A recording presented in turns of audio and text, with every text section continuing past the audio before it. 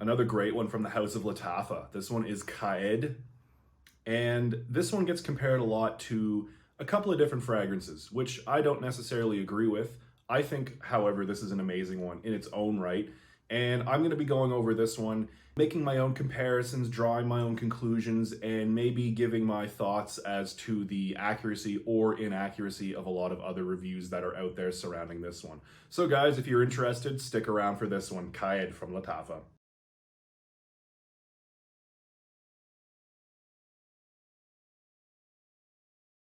Hey guys, welcome to 2023 and welcome back to Real Scent Review. Got another great one from the house of Lattafa. Honestly, this house, Lattafa, has been seriously impressing me lately. This one is Qaa'ed. Now, I have a feeling I'm not pronouncing that correctly. So if somebody out there, if an Arabic speaker could kindly correct me, I would love to learn how to pronounce this word correctly. I love Arabic as a language. In fact, I'd like to learn it at some point when I have time. Anyway, I digress. This one, Qaa'ed from the house of Lattafa. I will be straight up about this, as I always am. I feel like there are some, let's say, not so accurate reviews and descriptions of this particular fragrance out there on the internet. There's a fragrance from the house of MIYAKE that I really like. I can't get my hands on it. I had an opportunity to buy it like a year ago, and I didn't take that opportunity, and now I'm really regretting it. Point is, that fragrance is called MIYAKE's Polaris. I have been searching far and wide for a good clone of this, and I came across Qaa'ed by Lattafa not too long ago, and this one was heralded as a very accurate clone of Polaris. There was a couple of, reviewers out there and also some articles that I read comparing this one to Polaris by MIYAKE. So naturally, being a $20 fragrance, I picked this up thinking it was a clone of Polaris by MIYAKE, and it's not. It does not smell like Polaris to me.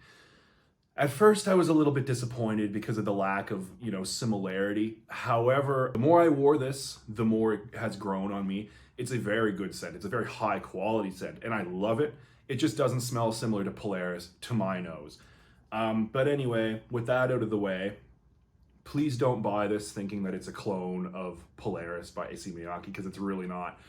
But if you're looking for a great quality, great performing, really cheap fragrance, pick this one up because it's definitely worthwhile to have in any collection. So starting off with this box here, it's cylindrical. It has kind of like a leathery vibe, although I'm certain that it's plastic. Anywho, looks really good to me. On the top here we have the Lattafa logo. On the front here there's another design with the Lattafa logo in the middle of it. Qaa'ed by Lattafa written in gold here. Bottom we have all this information, and there is a batch code printed in ink right along the bottom. It's extremely hard to see. I can't make out what it says, but it's there. Anyway, this screw, well, it pulls off. I choose to just pull it off eloquently like this with a little twist. Anyway. And look, it has its own little pedestal, right? It can sit in there. I think it's really nice. Some people might call this tacky or kitsch, but I don't know. I like this presentation. So the bottle itself now, it's got what's meant to look like a gold covering here. It's plastic. It has a very good grip. It's easy to grip. It's a heavy, heavy bottle here. Obviously made of glass here at the bottom. The top part is covered in plastic gold. There's the Lattafa logo on the top here. This pulls off. Cap is lightweight, it's hollow, and you gotta push it in here. The cap does not stay on very tightly, so again, although it might be tempting because of this awesome grip, don't pick it up by the cap because the bottle's heavy and it will fall.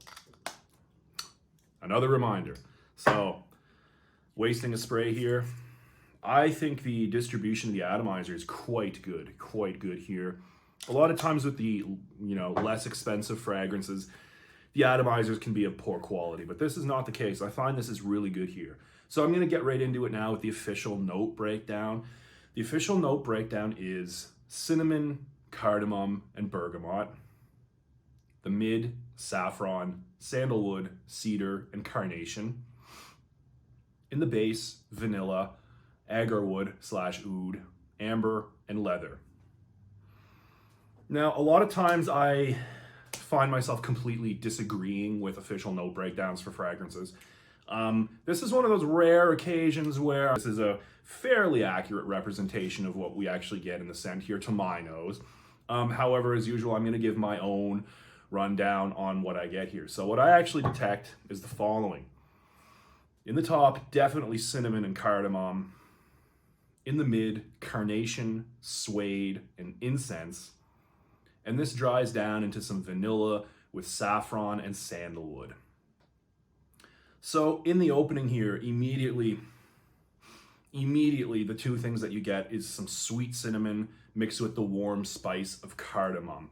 I personally don't think that this is a very bracing or off-putting opening. In fact, I think it's very approachable, very on the sweeter side with, you know, a hint of warm spice in there from the cardamom. I really don't think the opening is going to turn anybody off here. And as this dries down toward the midlife of the fragrance, it's definitely carnation. Carnation makes itself very apparent. Carnation is a flower similar to rose. Now, the smell of carnation is kind of similar to clove spice, right? But you take that spiciness of the clove and turn it down and obviously add some floral bits. So I get like a very light, spicy, light floral part here in the middle, and that's definitely coming from the carnation. And the carnation is mixed with some suede. So, you know, there's a really ever so slightly light leather note here, which is suede. It's like, you know, the opposite side of the animal skin as leather. I've discussed that in one of my older videos. Anyway, I get a very light leathery tinge, which is, I'm pretty sure, coming from suede. And there's some incense. Now, the incense in here develops, right? It starts off resinous-y, kind of like similar to olibanum, right? Like a dry incense stick. But as this goes dying down towards the end of the midlife, the incense starts to turn a little bit smoky. Now, I don't want anybody to get turned off by this because it's really not an overly smoky fragrance. The smoke is not in your face at all. In fact, you really have to kind of dig your nose deep in order to smell the incense here. But it is there, and I think it complements the other notes very well. I'm really a fan of this. And of course, in the bottom, the vanilla sweetness makes itself apparent. And it's mixed, yeah, like I said, with the sandalwood, a creamy wood accord, and some saffron. So there is a little bit of spice in the dry down here. But again, it's not overly spicy. All in all, I think, you know, compared to a lot of designers on the market, like really popular designer fragrances, this is unique, you know, it's unique. But I don't think it's off-putting. I don't think it's unapproachable. I think actually most people are really going to enjoy this. At the end of the day, it's on the sweeter side of things, has a little bit of spice to it, and a very faint incensey note as well. So another thing I will mention is the carnation note in this. I've never seen any other reviewer emphasizing the carnation, and I think carnation is really a huge part of this fragrance, especially in the mid part. You don't pick it up right away off the initial spray, but in the mid part, the carnation does make itself very apparent, right? And like I said, it's kind of like a really light clove scent mixed with some florals. Now, you know, it's not that the carnation scent in this is super overpowering. Like I said, I think it is a little bit more noticeable than a lot of the other notes, especially starting in the mid here. So keep that in mind, guys, definitely. I wouldn't call it feminine, but it is slightly floral, like a spicy floral in the middle. And that does last throughout from the mid to the end of the dry down. But as it goes dying down, although it does maintain itself, it gets a lot weaker towards the end. And in the end, like I said, it's like more of a spicy vanilla with some creamy wood there. So something to keep in mind, guys. Like I said, though, it's not a feminine type floral scent. Although I'm sure there are women out there who would enjoy wearing this, I definitely think it leans masculine, at least on my skin. So all of that out of the way, again, this does not remind me of Polaris by ISSEY MIYAKE. You know, ISSEY MIYAKE's Polaris really focuses on the resinous woods, right? And I definitely think that one is smokier than this. You know, I definitely just don't think this is a clone of that one. So if you're looking for ISSEY MIYAKE Polaris itself, I haven't actually found a clone of that.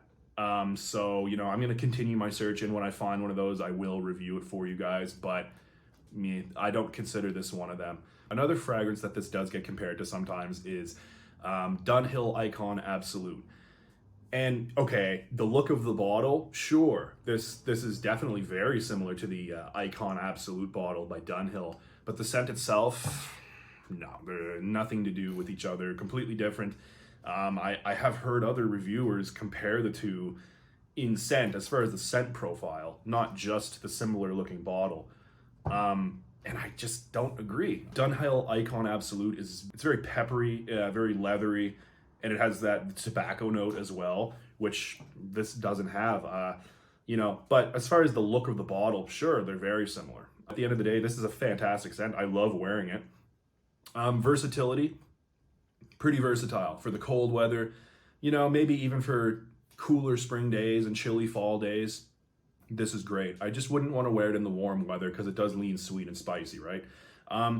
Very classy. I think it does lean mature as well. I think like ages 25 plus, especially males, will enjoy wearing this. They'll appreciate that. Like I said, there's probably some women out there who would enjoy wearing this, but to my nose, it does lean masculine. I would wear this on a date, absolutely. It definitely makes its presence known, but it's not offensive. So because of that, I would also wear it in the office. And, you know, I would even wear this, you know, casually on a night out, and, you know, even up to and including formal events. I think it's kind of like a jack of all trades for the cooler weather, definitely.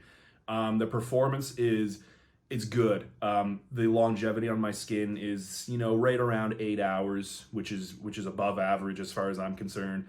Projects well for the first hour and a half, maybe 2 hours, depending on how moisturized my skin is.